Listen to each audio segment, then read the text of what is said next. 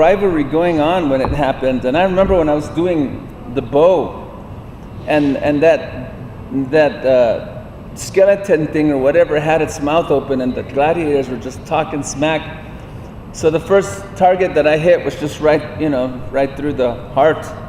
Bam, and we're just going, and I was trying real hard to hit right in the mouth, and I got it, man. I got it in the throat, and then I thought, okay, that's the throat area. I just click it up a bit, boom, and I got it right in the mouth, and I was, man, shut the damn gladiator's mouth, But, I don't know, I just think that everybody has that part within themselves that, if you gotta do damage, especially if your life or somebody that you love, their life depends on it, I think you're gonna surprise yourself. And this whole time when we were doing all of this, I mean, it really felt like, it was a competition, but it really felt like a battle, because I'm an Apache, I'm full blood, and that's who I represent, I can represent the American Indian or the Indigenous people, but I really represent my Jicarilla people. That's first and foremost, and going in there, I was ready to kick some ass, I didn't know exactly what was gonna happen, but it was just going on and on and on, But it was really amazing to watch Snake and to work with him, and I was his best man at his wedding, and he came to my wedding, and we've really, I just think, I don't understand everything that the Creator does, but one thing that I do understand, and I don't question it, is the fact that 9 years later, we're still a team, and this wouldn't be possible if it weren't for you guys, the fans and the supporters. So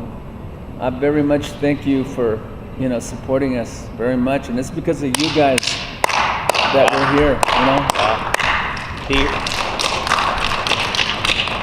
And then Alan and I get asked the question a lot too, and we got we try to keep in touch with people via social media and on these events and stuff like that. And I say the number one question I get is people say, oh, I'm thinking about buying a knife, or I want to buy another knife. What's the best knife? And I always think about what he had said in The Deadliest Warrior. I don't remember the quote exactly, but which strike do you like best? And which arrow is the best? And then said the one that pierces your heart. Yeah, when that gets the gladiator, pierces the heart. I love it.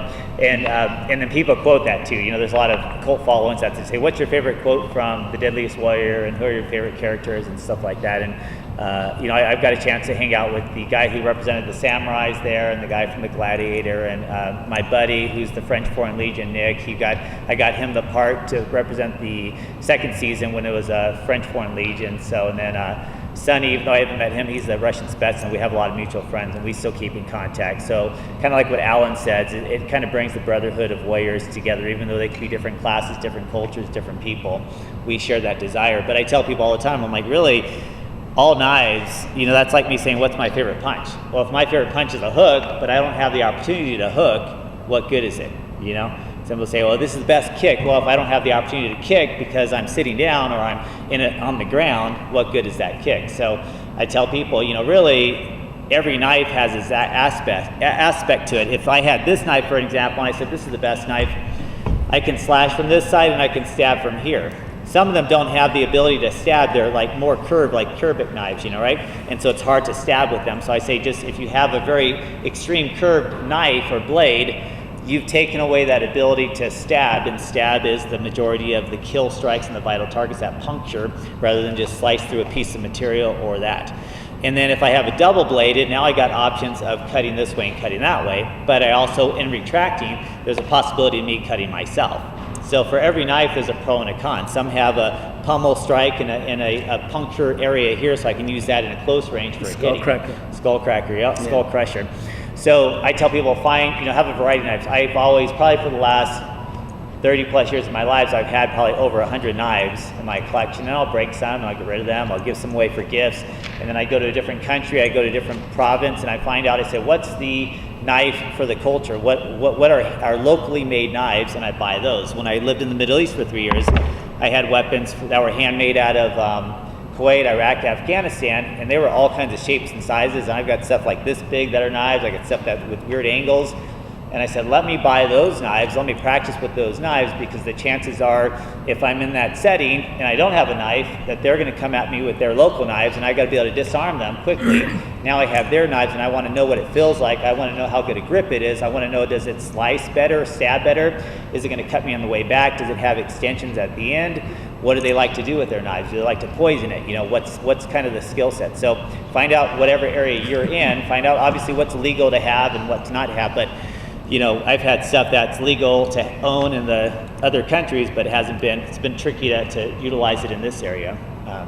You know, the ballistic knives are pretty cool. Those are the Russian Spets. So they demonstrated them on Deadliest Warrior, where it's the spring's like that long, and you load it into a handle, and you just pull a little lever, and it'll shoot from here to like that wall and stick.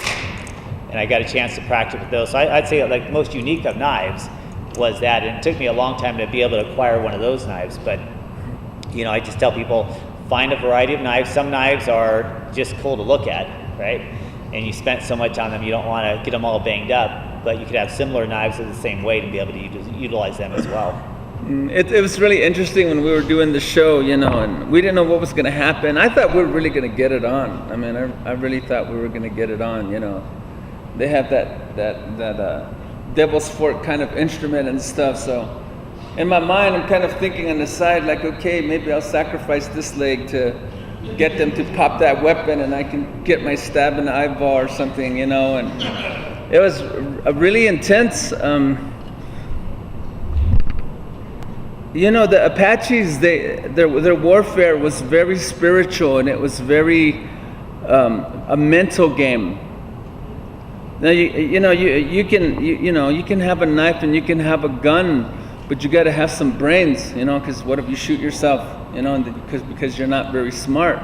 But you got to have some common sense about things. And I just remember when we were going through all of that, and working with Snake was so great because he'd come up with a good one, and we were just inspiring each other. And I can't remember exactly what it was that he did, but he smashed something and there was some blood, and it was so cool because he puts the marks on his face with the blood, and you could just see the other guys go, duh, you know, they didn't know what to do. There was no comeback for it. So it was really cool, man. I have to say that we made them look like blubbering idiots, you know.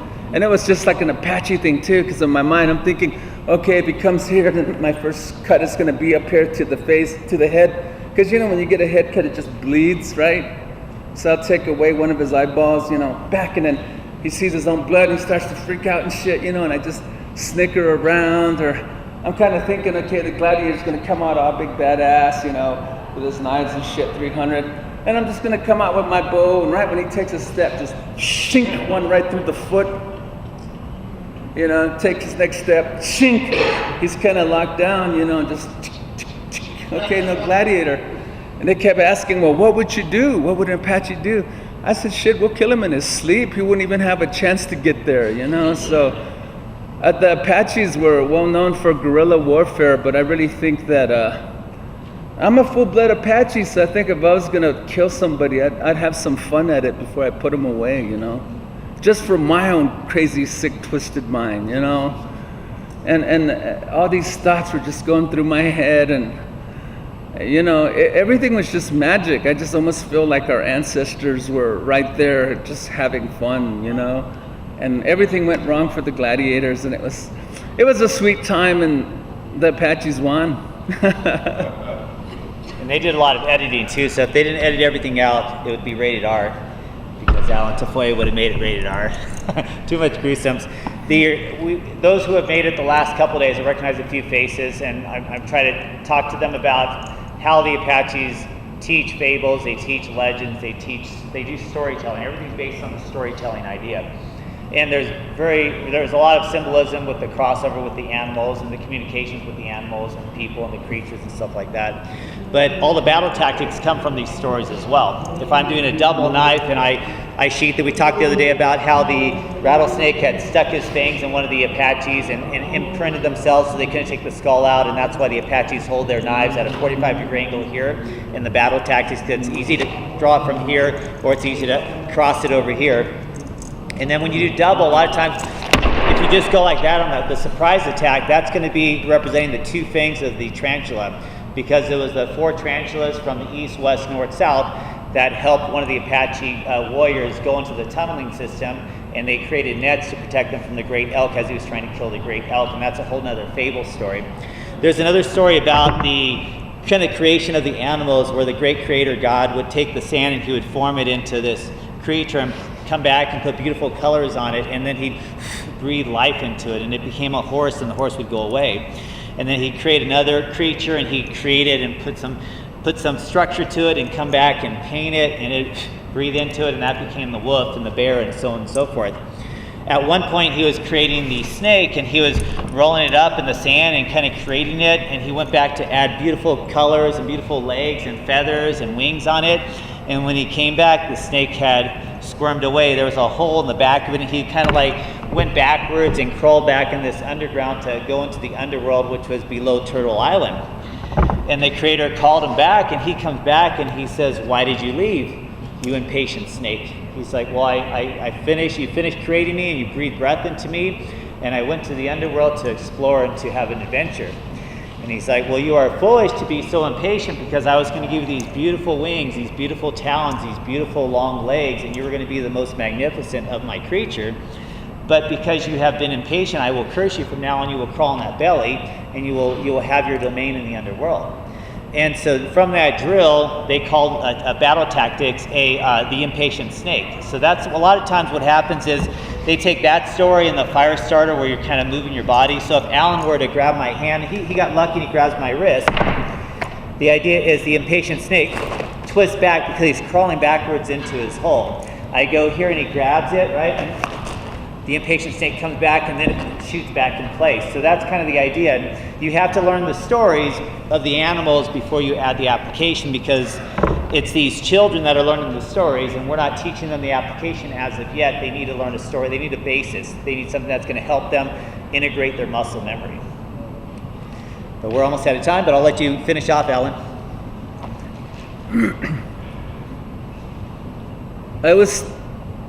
Life is a spiritual thing. And the one thing that I guess is kind of my mission in this thing, yes. Anyway, is I'm always trying to tell people, go back to your culture and learn your culture. It's gonna ground you. It's gonna give you the strength to get through your life.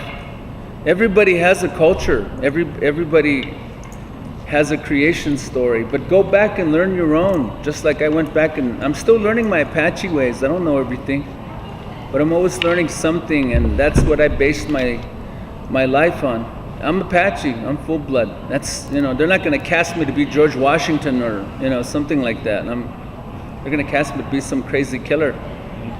But go back and study your culture and look at your heroes. It breaks my heart with these American Indians and Indigenous people. A lot of people idolize like movie stars and rock guys and sports guys. But man, look at what Geronimo and Cochise and all those warriors did. They gave their lives for their own people so that the future generations could have a future. As far as I'm concerned, those guys are the guys that deserve to be called heroes. Study your culture, man. Thank you very much. Well, thanks for being here.